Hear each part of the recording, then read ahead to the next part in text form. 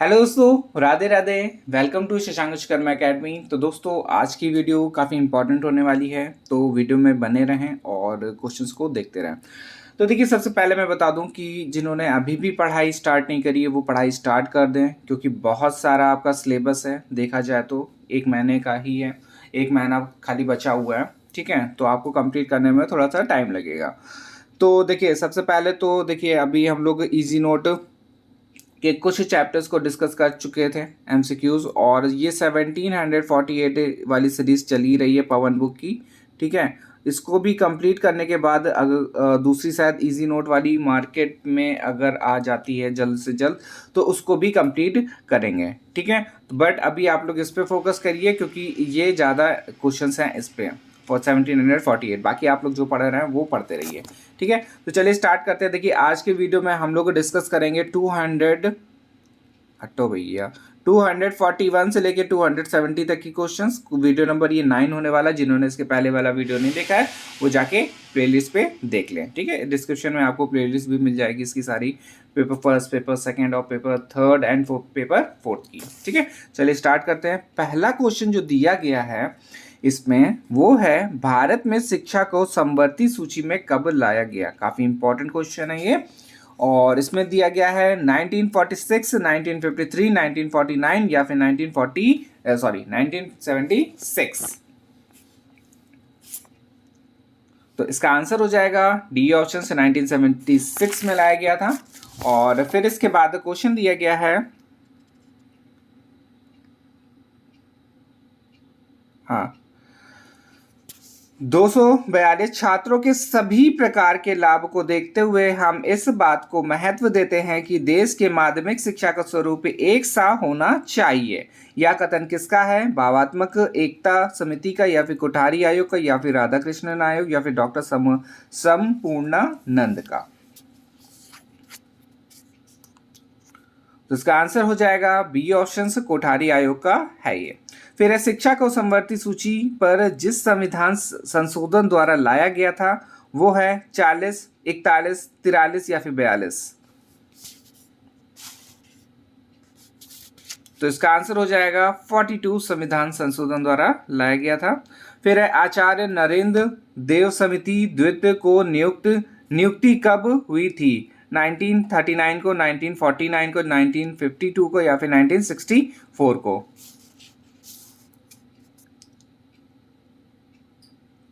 तो इसका आंसर हो जाएगा सी ऑप्शन से, 1952 को।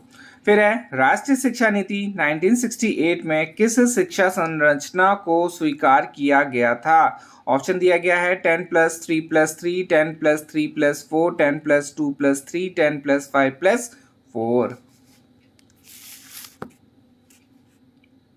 तो इसका आंसर हो जाएगा सी ऑप्शन 10+2+3।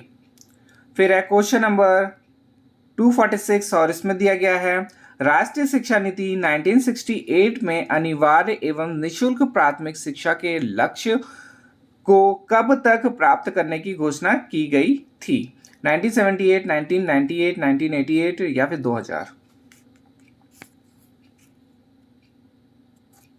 तो इसका याद रखिएगा, 1978 तक प्राप्त करने का लक्ष्य रखा गया था। फिर है क्वेश्चन नंबर 247, राष्ट्रीय शिक्षा नीति 1968 में किस स्तर की शिक्षा को अनिवार्य करने का प्रस्ताव किया गया था? प्राथमिक, उच्च प्राथमिक, माध्यमिक या फिर उच्च माध्यमिक। तो इसका आंसर हो जाएगा 247 का माध्यमिक। फिर है क्वेश्चन नंबर नेक्स्ट है, यह मत किसका है? अनवरत या पौर्ण शिक्षा के बिना आर्थिक एवं सामाजिक विकास में गति नहीं लाई जा सकती है। ऑप्शन डॉक्टर VKRV राव, या फिर हुसैन, या फिर हुमायूं कबीर, या फिर डॉक्टर लागू। तो इसका आंसर हो जाएगा ए ऑप्शन से, डॉक्टर VKRV राव। फिर है क्वेश्चन नंबर 249, अध्यापक शिक्षा का क्या परिणाम होता है? नियोजित शिक्षा, उच्च बाल निर्देशन, फलदायी शिक्षा, उपर्युक्त शिक्षा।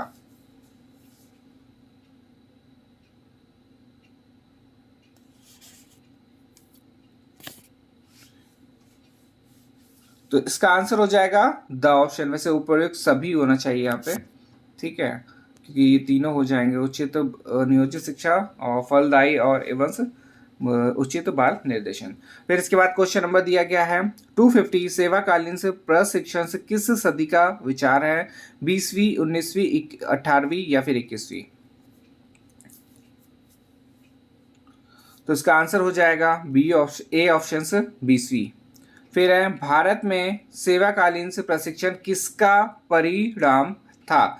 पंडित जवाहर नेहरू की पहल का या फिर कोठारी के प्रयास का या फिर इंग्लैंड में 1944 में शिक्षा अधिनियम का या फिर पटेल के प्रयास का?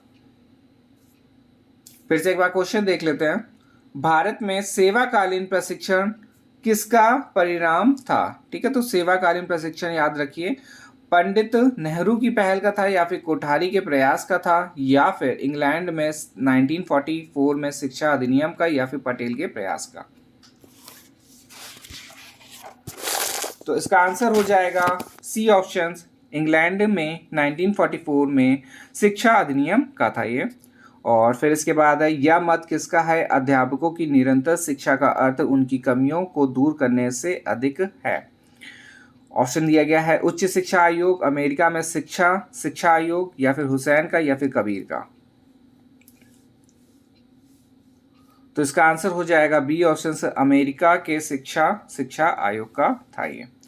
फिर है 253, भारत में अध्यापक प्रशिक्षण से कार्यक्रम से की प्रमुख अवस्था क्या है? तो इसका ऑप्शन हो जाएगा विद्यार्थी अध्यापक प्रणाली, अध्यापक शिक्षा या फिर अध्यापक प्रशिक्षण या फिर उपयुक्त सभी? तो इसका आंसर हो जाएगा उपयुक्त सभी, ठीक है, डी ऑप्शन इसका सही है। फिर है कौन सी बात राष्ट्रीय शिक्षा नीति 1986 के दस्तावेज में कही गई है? ऑप्शन, आज शिक्षा स्थिर नहीं है या परिवर्तनशील है, शिक्षक का उच्च चरित्र है, शिक्षक प्रशिक्षण होना चाहिए, शिक्षक वाचाल होना चाहिए? तो इसका आंसर हो जाएगा ए ऑप्शन, आज शिक्षा स्थिर नहीं है या परिवर्तनशील है। फिर क्वेश्चन नंबर 255, अध्यापक का सेवाकालीन प्रशिक्षण किसके द्वारा होता है? प्रसार सेवा द्वारा, विद्यालय में प्रशिक्षण द्वारा या फिर परिभ्रमण द्वारा या फिर उपयुक्त सभी के द्वारा?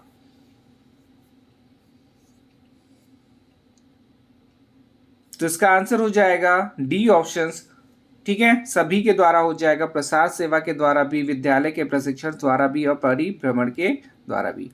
फिर क्वेश्चन नंबर, अच्छा रिपीट हो गया है, ठीक है, 255 रिपीट है। क्वेश्चन नंबर 256, सेवाकालीन प्रशिक्षण में क्या सन्निहित है? रिफ्रेशर पाठ्यक्रम, सेमिनार आयोजन या फिर अप्रशिक्षित अध्यापकों का प्रशिक्षण या फिर उपयुक्त सभी? तो इसका आंसर हो जाएगा द ऑप्शन, मतलब कि डी ऑप्शन हो जाएगा, रिफ्रेशर पाठ्यक्रम भी, सेमिनार आयोजन भी और अप्रशिक्षित अध्यापक का प्रशिक्षण भी। फिर है क्वेश्चन नंबर 257, प्रशिक्षण महाविद्यालयों में निम्नलिखित में से कौन सा विषय पढ़ाया जाता है? शिक्षण पद्धतियां, शिक्षा दर्शन से एवं से शिक्षा मनोविज्ञान, पाठशाला प्रबंध एवं से स्वास्थ्य विज्ञान या फिर उपयुक्त सभी विषय? तो इसका आंसर हो जाएगा डी ऑप्शन, सभी विषय पढ़ाए जाते हैं। फिर है एक देखिए काफी इंपॉर्टेंट ये वाला क्वेश्चन 258, या किसकी सिफारिश थी प्रत्येक ट्रेनिंग कॉलेज में एक उत्तम अभ्यासात्मक स्कूल संबंध किया जाए? हरटांग समिति, मुदालियर आयोग, राममूर्ति समिति या फिर सैंडलर?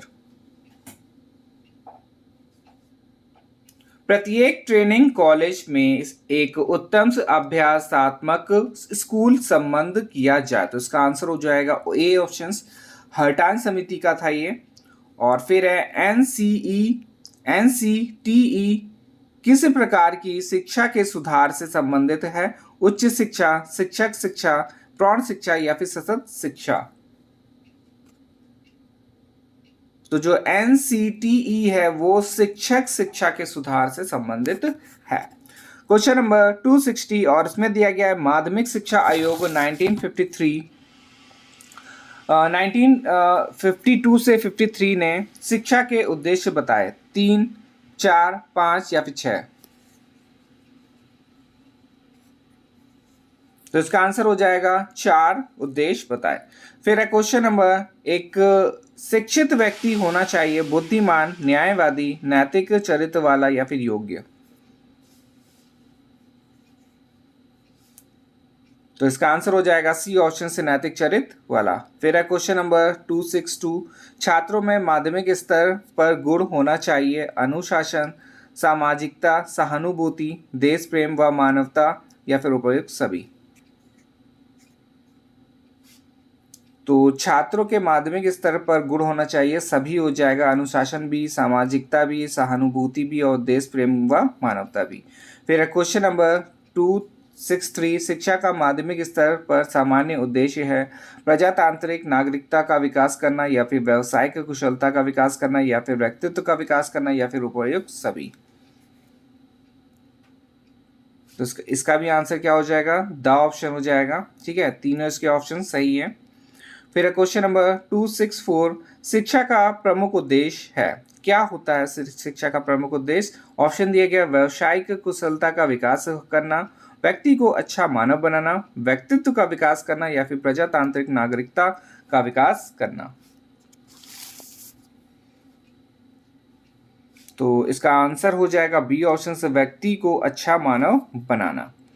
फिर है क्वेश्चन नंबर 265 और इसमें दिया गया है माध्यमिक शिक्षा आयोग की नियुक्ति 1952 से 53 में अध्यक्षता में हुई थी। किसकी अध्यक्षता में हुई थी माध्यमिक शिक्षा आयोग की नियुक्ति? तो डॉक्टर रामास्वामी मुदालियर या फिर डॉक्टर DS कोठारी या फिर डॉक्टर राधाकृष्णन या फिर डॉक्टर ताराचंद्र।